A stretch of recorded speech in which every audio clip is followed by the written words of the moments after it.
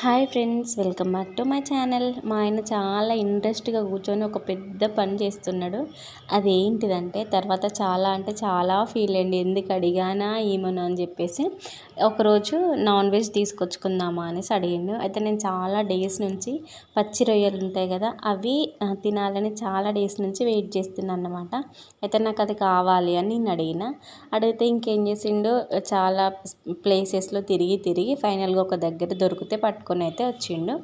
వచ్చినాక ఓపిక్గా కూర్చొని అది తీయడం అయితే స్టార్ట్ చేసిండు.